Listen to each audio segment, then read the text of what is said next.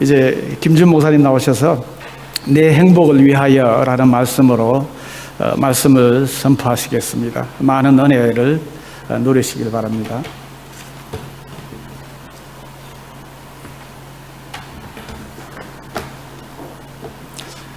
할렐루야.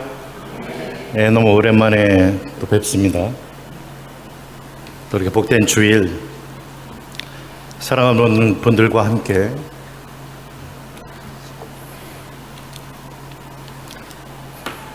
또 예배드리게 되어서 너무나 감사드리고요. 감회가 좀 새롭습니다. 오늘 말씀을 통해서 함께 하나님의 음성 듣고 또 하나님의 은혜 나누실 수 있기를 바랍니다. 성경은 하나님이 누구신가를 우리에게 알려주는 하나님의 계시입니다. 호세아 6장 3절에 보면 오라 우리가 여호와를 알자, 힘써 여호와를 알자라고 호세아 선지자가 애타게 호소하고 있습니다. 우리가 하나님을 힘써 알려고 노력할 때 하나님을 조금씩 더 알아가는 기쁨과 은혜를 맛보게 된다는 말씀입니다. 천국에 가면 어떤 일을 할까라는 질문을 던져봅니다. 천국에 갔으면 어떤 일을 하실 것 같습니까? 아마도 우리가 세상에서 했던 또 추구하던 대부분의 것들은 천국 가서는 지속되지 않을 것입니다. 그러나 분명한 사실은 천국에서도 여전히 하나님을 알아가는 일은 계속될 것이라는 사실입니다. 하나님을 알아가는 기쁨, 하나님의 그 광대하심, 하나님의 크고 영화로우심을 알아가면 알아갈수록 우리의 마음속에 얼마나 큰 기쁨과 은혜가 넘치게 되는지 모릅니다. 하나님을 알아가면 알아갈수록 상대적으로 내 자신이 그 하나님 앞에 얼마나 연약한 존재인가를 더더욱 깨닫게 됩니다. 시간이 지나고 신앙이 조금씩 성숙됨에 따라서 하나님 앞에 우리의 자세는 더욱더 겸손해지고 겸비해지고 정말 그 하나님 앞에 우리가 입을 열어서 뭐라고 감히 말을 할 수 없는 그러한 존재임을 깨닫게 되어집니다. 아마도 천국 가서도 우리는 끊임없이 그 하나님을 알아가게 될 것입니다. 그리고 그 하나님을 알아가는 기쁨을 천국에서도 계속 영원히 우리는 누리게 될 줄 믿습니다. 오늘 이 하나님의 말씀을 통해서 우리가 믿는 하나님을 조금 더 전인적으로 지성과 감성과 의지적으로 알아가는 은혜가 우리에게 임하시기를 기원합니다. 보통 우리가 여호수아서 하면 첫 인상이 용감하고 용맹스러운 군인상이 떠오릅니다. 맞습니다. 그러한 이미지가 떠오르게 됩니다. 강한 군대, 또 앞에서 리더십을 가지고 있는 장군의 이미지가 우리의 모습 속에 그려집니다. 그리고 하나님 약속하신 그 가나안 땅을 끝없이 점령해 가는 이스라엘 백성들의 모습을 보게 됩니다. 그런데 우리가 여호수아서를 볼 때 일반적으로 갖게 되는 두 가지 오해가 있습니다. 첫 번째 오해는 여호수아서는 결코 어떤 사람의 리더십에 대한 내용이 들어있지 않다는 사실입니다. 우리가 여호수아서 1장을 보게 되면 볼 수 있는 것처럼 이 리더인 여호수아가 얼마나 마음속에 불안함과 연약한 모습으로 여호수아가 시작이 되어지는지 모릅니다. 이 안에서 리더의 리더십이라는 모습은 우린 찾아볼 수가 없는 것입니다. 여호수아를 볼 때 두 번째 오해는 여호수아서 하면은 가나안 하면은 천국을 떠오르게 됩니다. 가나안이 천국이라면 그 안에 전쟁은 없어야만 됩니다. 그런데 이스라엘 백성들이 요단강을 건너서 가나안 땅에 들어가자마자부터 전쟁이 시작되어지는데 그로부터 7년 동안 31번의 전쟁을 치르게 됩니다. 30승 1패라는 결과를 낳게 되어집니다. 그러므로 가나안은 결코 천국의 모형이 아니라는 것입니다. 존 리치라는 사람이 작은 소책자를 썼습니다. 가나안 지역에 대해 매우 자세한 자료들을 우리에게 공급해 줍니다. 그 소책자에 보면 가나안이라는 곳은 천국의 모델이 아니라 그리스도 안에서 우리가 얼마나 순종해 가는가에 대한 싸움이 시작되는 땅이라고 묘사합니다. 그 땅은 점령하는 땅이 아니라 순종해서 얻는 땅임을 이야기합니다. 가나안은 이미 하나님께서 창세기 15장에 보면 아브라함에게 언약을 맺으시면서 이스라엘 백성들에게 이 땅을 주겠다라고 약속한 땅이었습니다. 그러기에 그 땅은 점령해서 얻는 땅이 아니라 순종해서 얻는 땅입니다. 그러므로 가나안의 싸움은 얼마나 우리가 철저하게 언약을 붙잡고 순종하는 것을 드러내는데 가장 적합한 책이 되어진다고 기록합니다. 아주 공감되는 말씀입니다. 여호수아서 1장에 제일 많이 등장하는 말이 두려워 말라, 강하라, 내가 너와 함께 하겠다라는 말씀입니다. 무언가 이 명령을 받고 있는 여호수아가 어떤 큰 두려움에 빠져 있다는 것을 생각하게 됩니다. 이스라엘 백성 하면은 이스라엘의 최고의 전무후무한 지도자 모세가 떠오릅니다. 그리고 오늘 여호수아서에서 시작되는 여호수아. 우리는 모세를 생각할 때 감히 근접할 수 없는 너무나 우리와는 차원과 수준이 다른 지도자의 완벽한 모습을 보게 됩니다. 모세 앞에서 우리는 감히 비교도 할 수 없는 그러한 연애감을 느끼게 됩니다. 그러나 상대적으로 여호수아를 볼 때 우리는 마음속에 위로를 받게 되어집니다. 여호수아도 과연 우리와 비슷한, 우리와 방불한 그러한 사람이었구나, 이러한 것을 보게 됩니다. 어떠한 큰일 앞에서 두려워 떨던 여호수아의 모습, 어찌할 바를 알지 못하고 당황해하며 초조해하며 두려워하던 여호수아의 모습을 우린 보면서 마음속에 위로를 받게 되어집니다. 급격히 변화되는 세상 가운데 우리가 살아가면서 정말 우리의 모습도 여호수아의 모습처럼 어찌할 바를 알지 못할 때가 종종 있습니다. 여호수아도 우리와 마찬가지로 어떤 위기나 공고함 앞에서 두려움과 초조함과 또한 불순종의 모습도 보였습니다.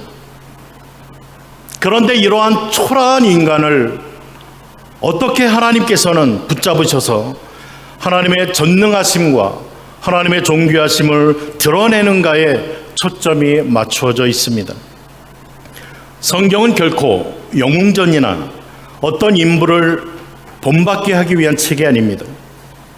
성경에 나오는 모든 인물과 사건들이 어디를 향하냐 하면 바로 하나님을 향하고 있습니다.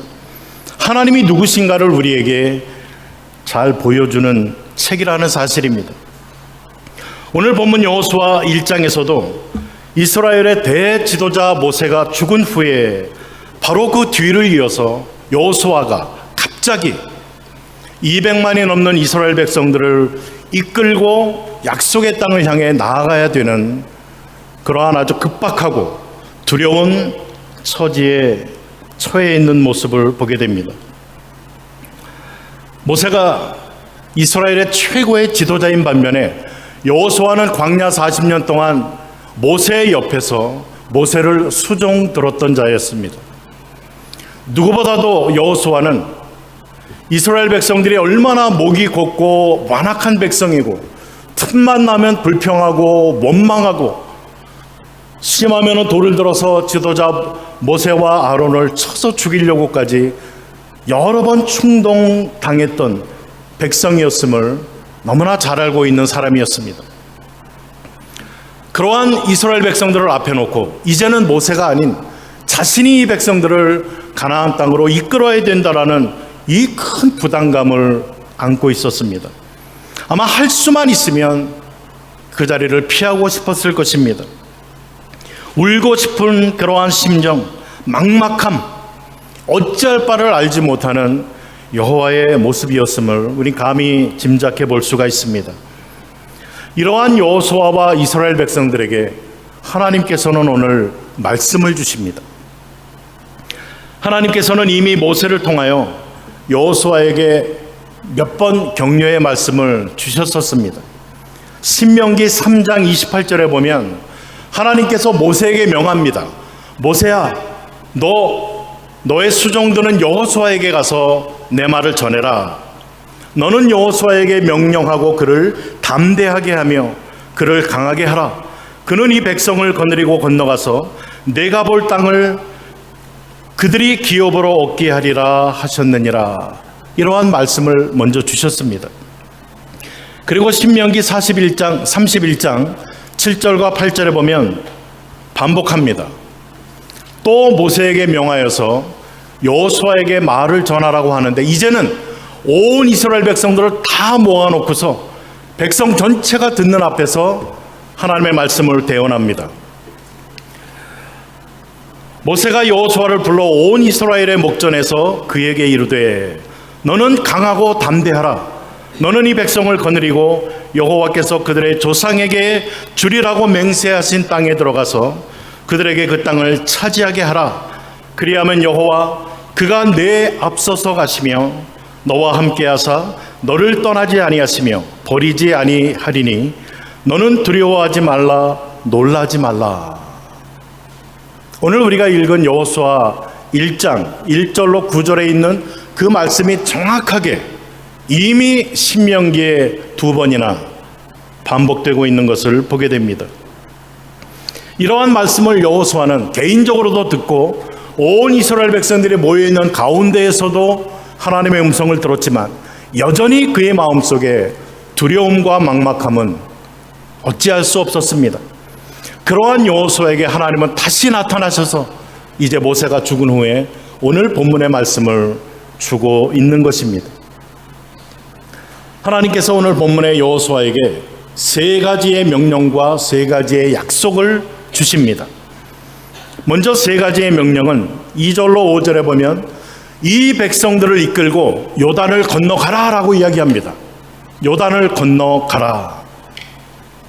6절에는 내가 조상 아브라함, 이삭, 야곱, 요셉에게 계속해서 약속한 가나안 땅을 차지하라 라고 이야기합니다. 7절로 9절에서는 강하고 담대하라 라고 말씀합니다. 이 3가지의 명령과 더불어서 3가지의 약속을 주십니다. 2절로 4절에 보면 내가 너희 조상에게 약속한 땅을 너희에게 반드시 주리라 라고 약속합니다. 5절에서는 하나님께서 내가 모세와 함께 했던 것처럼 너와 함께 하겠다라는 임마누엘의 약속의 말씀을 주십니다. 그리고 6절로 9절에 보면 네가 하는 모든 일에 형통함을 내가 허락하겠다라고 약속해 주셨습니다. 여호수아서 결론 부분을 함께 읽기를 원합니다. 여호수아서 21장 함께 찾아보시겠습니까? 여호수아서 21장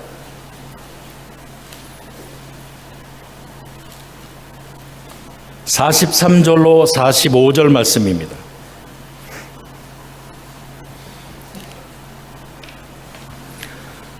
과연 하나님께서 명령하시고 약속하신 이 약속들이 어떻게 이루어졌나? 여호수아 21장 43절로 45절 우리 찾으셨으면 함께 읽겠습니다. 여호와께서 이스라엘의 조상들에게 맹세하사 주리라 하신 온 땅을 이와 같이 이스라엘에게 다 주셨으므로 그들이 그것을 차지하여 거기에 거주하였으며 여호와께서 그들의 주위에 안식을 주셨으되 그 조상들에게 맹세하신 대로 하셨으므로 그들의 모든 원수들 중에 그들과 맞선 자가 하나도 없었으니 이는 여호와께서 그들의 모든 원수들을 그들의 손에 넘겨주셨음이니라. 여호와께서 이스라엘 족속에게 말씀하신 선한 말씀이 하나도 남김이 없이 다 응하였더라. 아멘. 계속 절절히 여호와께서 약속한 땅 다 주셨다라고 이야기합니다. 44절에는 조상에게 명령한 대로 그 백성들을 다 지켜주시고 원수들을 그들의 손에 다 넘겨주었다. 31번의 전쟁 가운데 그들의 불순종으로 패배했던 아이성 전투 외에 30번의 모든 전투를 다 승리할 수 있도록 만들어주셨습니다. 그리고 45절에 보면 여호와께서 이스라엘 족속에게 말씀하신 선한 말씀이 하나도 남음이 없이 다 응하였다라고 결론을 내리고 있습니다. 여호수아에서 보여주고 있는 하나님, 신실하신 하나님, 하신 약속을 반드시 100% 지키시는 하나님임을 우리에게 말씀해 주고 있습니다. 곧 이러한 하나님은 우리가 100% 신뢰할 수 있는 하나님이라는 말씀을 우리에게 주고 있는 것입니다.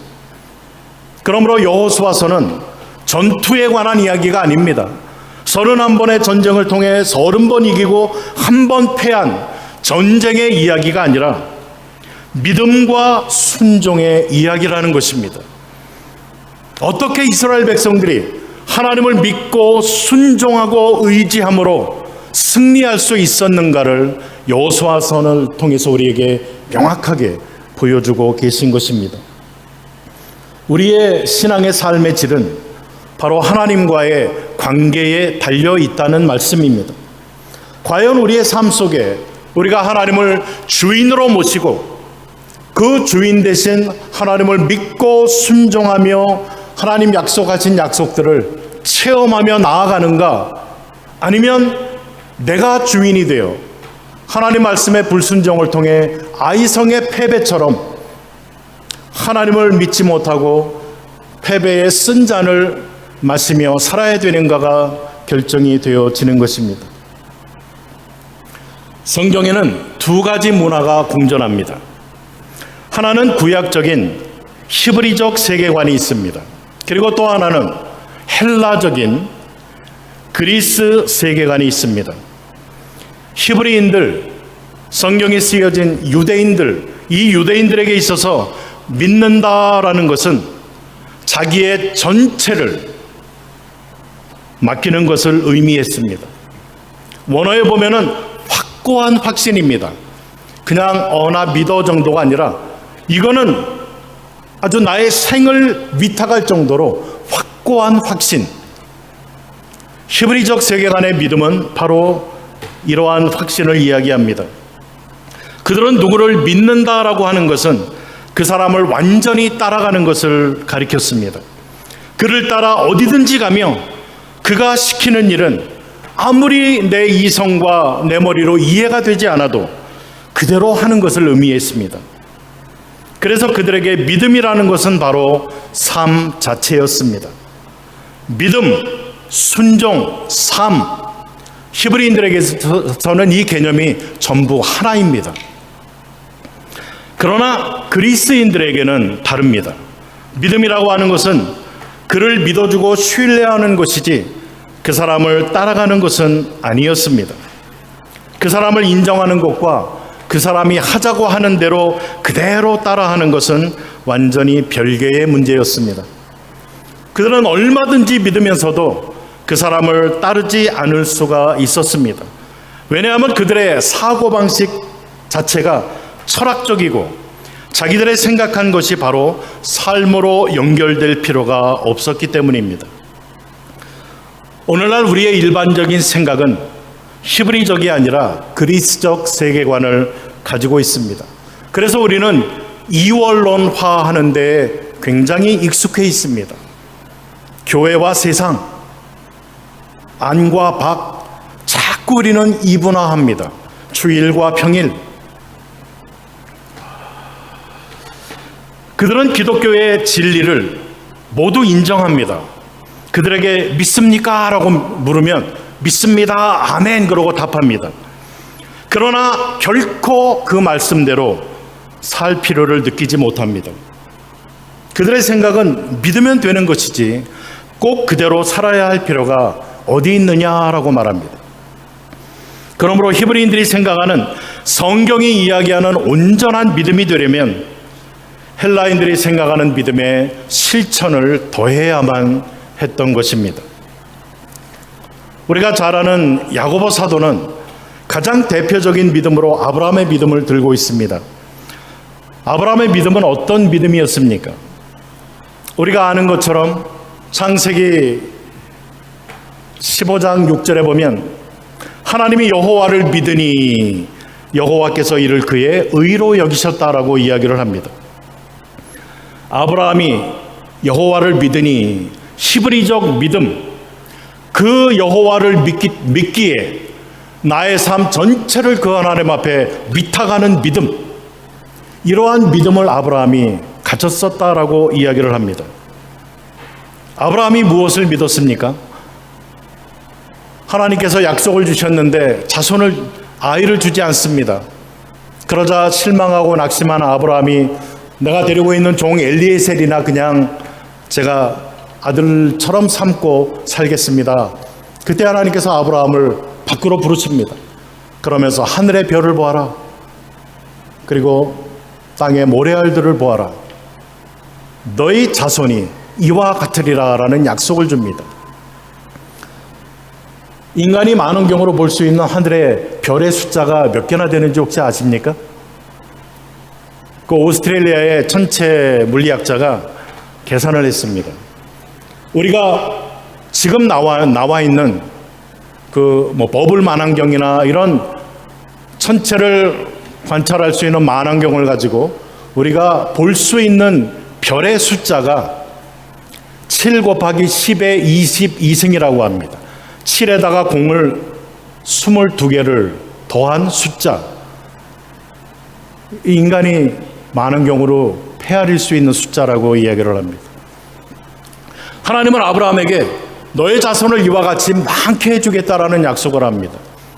그런데 아브라함이 믿은 것은 하나님이 나에게 자손을 하늘의 별처럼 많게 해주겠다, 이 말씀보다는 이 약속을 주신 그 하나님을 아브라함은 믿었다라는 것입니다. 아브라함의 삶을 보면 25년 이상의 삶 속에 하나님의 약속은 있었지만 눈에 보이는 어떤 성취는 전혀 없었습니다. 아마 마음속에 여러 가지 갈등도, 의심도, 낙심도, 좌절도 느꼈을 것입니다. 그럼에도 불구하고 아브라함은 하나님을 믿었기에, 히브리적인 세계관을 가지고 있는 이 믿음을 가지고 있었기 때문에 꿋꿋이 순종의 길을 걸어갈 수가 있었다는 것이 성경의 증언입니다. 히브리서 11장 8절에 보면 믿음의 사람들을 열거하면서 믿음으로 아브라함은 부르심을 받았을 때 순종하여 장래의 유업으로 받을 땅에 나아갈새 알 바를 전혀 알지 못했지만 믿음의 길을 걸어갔다라고 기록하고 있습니다. 그가 그 하나님을 믿고 따라갔던 것이 무엇으로 증명이 됩니까? 그것은 하나님께서 아브라함에게 모리아 산에서 내 사랑하는 독자 이삭을 내게 번제로 각을 뜨고 태워서 나에게 바쳐라 라는 명령 가운데 순종하는 아브라함의 모습으로 증거가 되었음을 보게 됩니다.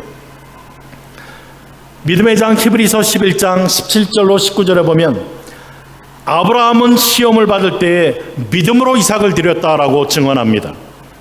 그는 약속을 받은 자로 돼 그 외아들을 드렸느니라. 그에게 이미 말씀하시기를 내 자손이라 칭할 자는 이삭으로 말미암으리라 하였으니 그가 하나님이 능히 이삭을 죽은 자 가운데서 다시 살리실 줄로 생각한지라. 비유컨대 그를 죽은 자 가운데서 도로 받은 것이니라. 아브라함의 삶을 총체적으로 평가하면서 아브라함은 믿음의 사람이었다라는 것을 증언하고 있습니다. 그의 경험에 비추어 봐서 받아들일 수 없는 자기의 생각과 이성과 경험에 맞지 않았음에도 불구하고 아브라함은 하나님을 믿었기 때문에 그의 삶 전체가 믿음의 길을 계속해서 걸어갈 수가 있었다라고 성경은 우리에게 가르쳐주고 있습니다. 아브라함은 하나님 앞에 무슨 약속을 마치 권리나 되는 것처럼 제시하면서 하나님께 따지고 논쟁을 벌이지 않았습니다. 그는 하나님을 믿었고 하나님의 말씀에 자신의 모든 것을 의탁했습니다. 어떨 때는 하나님의 말씀이 모순되는 것처럼 들렸지만 그는 하나님의 인격을 믿었고 거기에 자신의 모든 운명을 다 걸었기 때문에 순종의 발을 계속해서 한 걸음 한 걸음 오늘도 내일도 믿음을 선택하며 순종을 선택하며 그의 삶을 살아갈 수가 있었다라는 것입니다. 이것이 바로 성경이 우리들에게 이야기하는 믿음인 것입니다. 성경이 말하는 믿음은 한 번 믿으면 자신을 완전히 의탁하는 것을 이야기합니다. 자신의 계산과 방법, 이성, 경험 이 모든 것을 완전히 내려놓고 포기하는 것을 가리킵니다. 하나님에 대해서 들어서 아는 것 누구나 알 수 있습니다. 지식적인 암, 하나님을 믿지 않아도 얼마든지 알 수 있습니다. 그러나 그 하나님을 믿고 그분께 자신의 모든 운명을 맡기는 것은 오직 믿음으로만 할 수 있다라고 성경은 이야기합니다. 그래서 우리가 잘 아는 로마서 1장 17절에서는 오직 의인은 믿음으로 말미암아 살리라라는 말씀을 주고 있는 것입니다. 그러므로 신앙이라는 것은 우리에게 결단을 요구합니다. 하나님 외에 내가 믿고 의지하던 것을 내려놓는 결단, 내려놓는 실천, 성경은 이것을 우리에게 요구합니다. 하나님께 완전히 우리 자신을 내어드리지 못하도록 막는 그 어떤 것도 내려놓으라는 결단을 요구하는 것입니다. 우리는 본질적으로 순종이라는 말을 들을 때 거부감을 느끼게 됩니다. 순종해라고 할 때 마음속에 불순종하고 싶은 마음이 듭니다. 왜 순종해야 되느냐라고 따지고 싶은 마음이 듭니다. 거부감을 느끼는 성향이 우리에게는 참 짙습니다. 그런데 아이러니하게도 성경은 하나님께서 우리들에게 하나님의 말씀을 순종하라라고 명령하시는 이유를 분명히 밝혀주고 있습니다. 하나님께서 우리에게 하나님의 말씀을 순종하라고 명령하시는 이유가 바로 우리 자신의 행복을 위해서다라고 오늘 말씀을 하고 있는 것입니다. 성경 한 구절 같이 찾아볼까요? 신명기 10장, 구약 성경 신명기 10장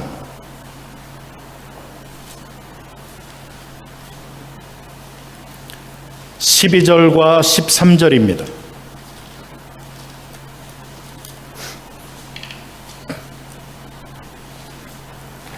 구약 278페이지 신명기 10장 12절과 13절.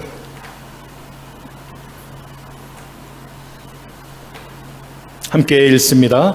이스라엘아, 내 하나님 여호와께서 내게 요구하시는 것이 무엇이냐? 곧 네 하나님 여호와를 경외하여 그의 모든 도를 행하고 그를 사랑하며 마음을 다하고 뜻을 다하여 네 하나님 여호와를 섬기고 내가 오늘 네 행복을 위하여 내게 명하는 여호와의 명령과 규례를 지킬 것이 아니냐. 아멘. 하나님은 창조주시고 나는 피조물이라고 하나님의 말씀 힘든데 순종하라고 이야기하십니까? 그게 아니라는 거예요.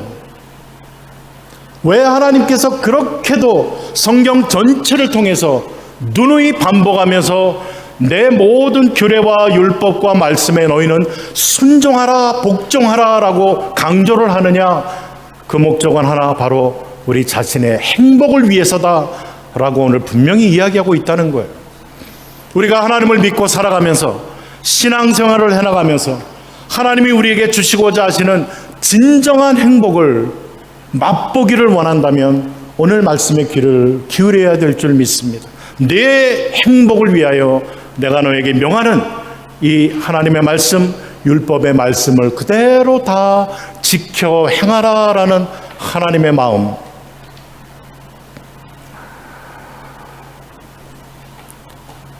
과연 신앙생활을 하시면서 여러분들은 정말 이러한 행복을 얼마나 누려가십니까? 뭔가 신앙생활이 광야의 생활 아니면 가나안의 생활을 살아가면서 역경과 아니면 전쟁과 이런 것 속에 무거운 짐을 지고서 너무 힘들고, 그러나 언젠가 하나님 하늘나라에 데려가시겠지라는 막연한 어떤 소망을 두면서 참아가고 견디며 살아가십니까? 하나님께서 우리에게 원하시는 하나님의 마음은 오늘 분명히 성경 전체에 기록이 되어져 있습니다. 바로 우리가 하나님으로 인해서 행복한 삶을 살아가기를 하나님은 원하신다는 것입니다. 오늘 내 행복을 위하여 빠라케테 바자비엔, 하나님의 마음이에요. 네가 잘 되길 원한다. 16절에 보면 현대인의 성경과 새번역은 이렇게 번역합니다. 그러므로 여러분은 여호와께 순종하고 고집을 피우지 마십시오. 고집을 피우지 말라. 순종하는 길이 행복의 길이라는 것을 우리에게 말씀해주고 있는 것입니다. 그러면서 신명기 11장에 연결되는 반복되는 말씀을 줍니다. 신명기 11장 1절, 8절, 9절에 보면 그런즉 내 하나님 여호와를 사랑하여 그가 주신 책무와 법도와 규례와 명령을 항상 지켜라. 말씀을 어떻게 지킬 수 있는가? 하나님을 사랑할 때 지킬 수 있다는 겁니다. 사랑과 순종은 함께 간다는 이야기예요. 우리가 하나님을 진정 우리의 마음뜻 정성 다해 사랑하는 만큼 우리는 하나님의 말씀을 순종할 수 있다는 이야기입니다. 8절에 그러므로 너희는 내가 오늘 너희에게 명하는 모든 명령을 지켜라. 그리하면 너희가 강성할 것이요 너희가 건너가 차지할 땅에 들어가서 그것을 차지할 것이며, 9절 또 여호와께서 너희의 조상들에게 맹세하여 그들과 그들의 후손에게 주리라고 하신 땅, 곧 젖과 꿀이 흐르는 땅에서 너희의 날이 장구하리라 약속합니다. 하나님의 율법의 말씀을 지킬 때 바로 너희가 행복할 것이고 하나님의 약속이 성취될 것이고, 너뿐만 아니라 너의 후손까지도 이 땅에서 잘되고 장수할 것을 하나님은 말씀하고 있다는 것입니다.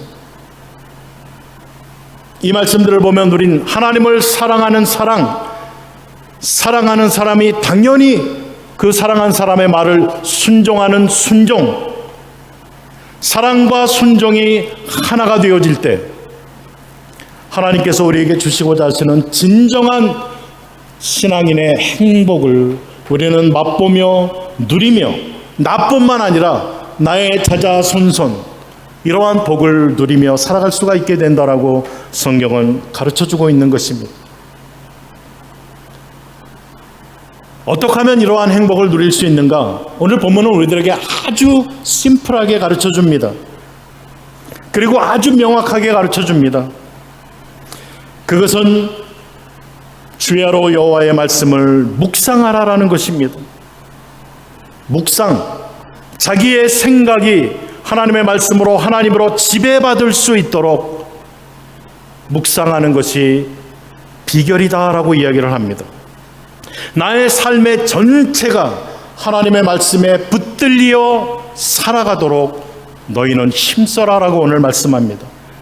묵상이란 말은 라틴어 메디칼루스라는 단어에서 나옵니다. 메디카멘토, 이 여기서 나오는 거예요. 묵상. 아니 묵상과 메디카멘토 이게 무슨 관련이 있는가? 약의 효능이 우리에게 잘 들으려면 그 약에 적혀 있는 처방전대로 그대로 따라야 됩니다. 6시간마다 먹으라 그러면 6시간마다 먹어야 되고, 4시간마다 먹으라 그러면 4시간마다 먹어야 되고, 하루에 한 번 먹으라 그러면 한 번 먹어야 되고, 거기에 적혀 있는 처방전대로 그대로 따라갈 때 그 약효가 우리에게 정확하게 적용이 된다는 사실입니다. 하나님의 말씀이 이와 같다는 거예요. 하나님의 말씀을 묵상하라라는 것은 하나님의 말씀 그대로 우리가 따를 때 하나님의 말씀을 순종하는 자들에게, 사랑하고 순종하는 자들에게 약속하신 진정한 행복과 은혜를 누리며 살아갈 수 있다라는 그러한 말씀인 것입니다. 그러면서 성경은 좌로나 우로나 치우치지 말라. 우리가 하나님의 말씀을 전적으로 믿지 못하고 의심하고 걱정하고 거부하고 나의 생각을 앞세우고 할 때 우리는 우리의 삶이 자꾸 좌로나 우로나 치우치게 되어집니다. 하나님께서는 오늘 말씀을 늘 내 입에서 떠나지 말게 하면서 그 말씀을 묵상하면서 그 말씀 그대로 다 지켜 행하라. 그리하면 하나님께서 나머지 다 해주시겠다라고 약속하고 있지 않습니까? 오늘 5절로 9절에 보면 결론적으로 말씀을 주고 있습니다. 형통이라는 말이 2번 나옵니다. 7절과 8절. 7절과 8절.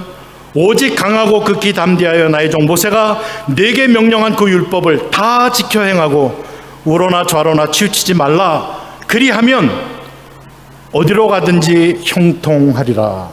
entonces 그리하면 형통하리라. 8절 이 율법책을 내 입에서 떠나지 말게 하며 주야로 그것을 묵상하고 그 안에 기록된 대로 다 지켜 행하라. 그리하면 스페인어로는 solamente entonces 그래야만 하나님의 말씀대로 그대로 지켜 행해야만 내 길이 평탄하게 되고 내가 형통하리라.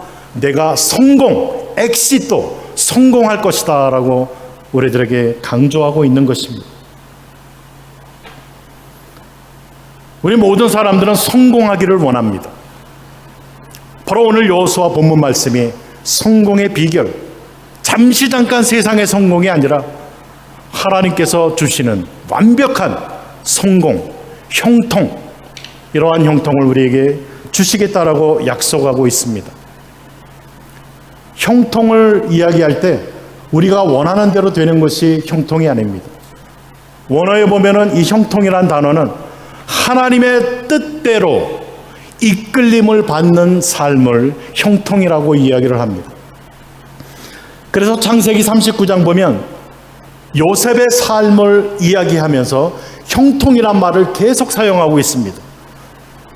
창세기 39장 2절에 요셉이 보디발의 군대장관에게 노예로 잡혀갑니다. 팔려갑니다.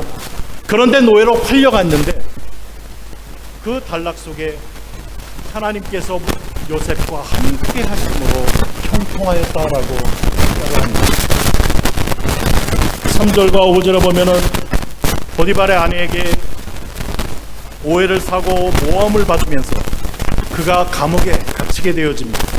그런데 그 감옥에 갇히는 단락 위에 여호와께서 요셉과 함께 하심으로 그가 형통하였다라고 평가를 합니다. 감옥에 들어가서 감옥에 잡힌 죄수들에게 꿈도 해몽하면서 그 사람이 다시 회복되게 했지만 2년 동안 잊혀짐을 당하고 맙니다. 그럼에도 불구하고 성경은 하나님께서 요셉과 함께 하셨으므로 그가 형통하였다라는 평가를 내리고 있다라는 것입니다. 하나님은 저와 여러분들이 형통한 삶을 살아가기를 원하십니다.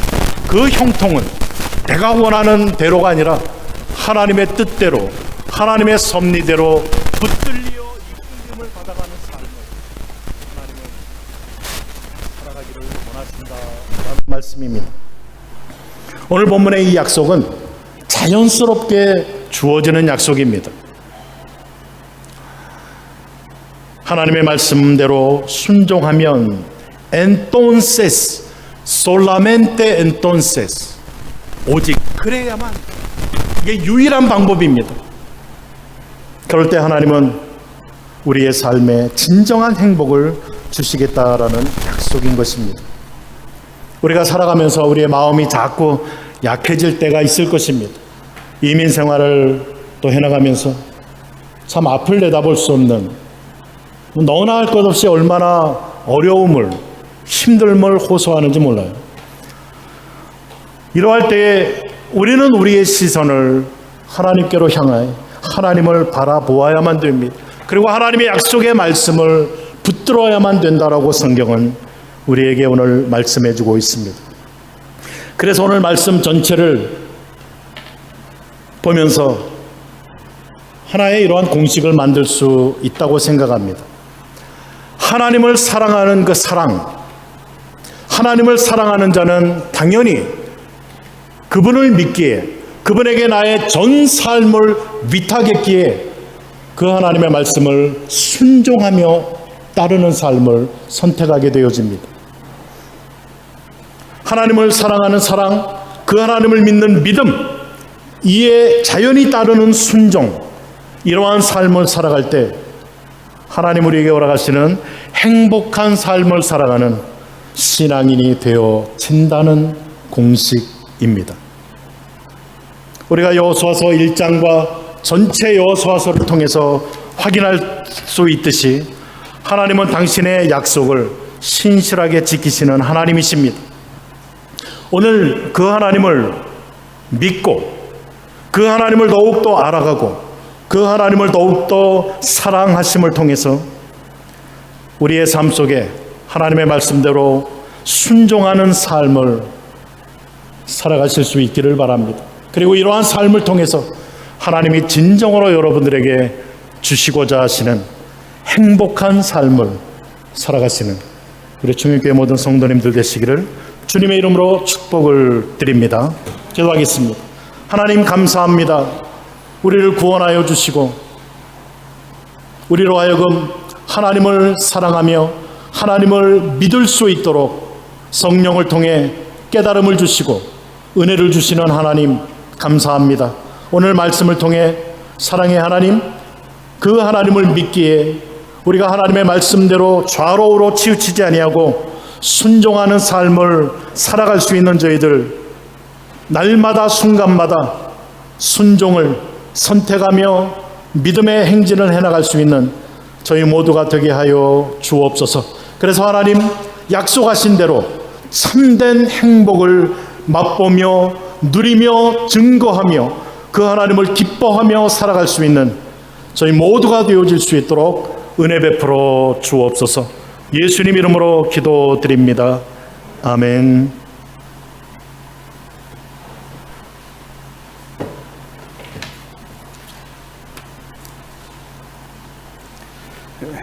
찬송가 357장 함께 드리며 준비하신 헌금 하나님께 드리도록 하겠습니다. 357장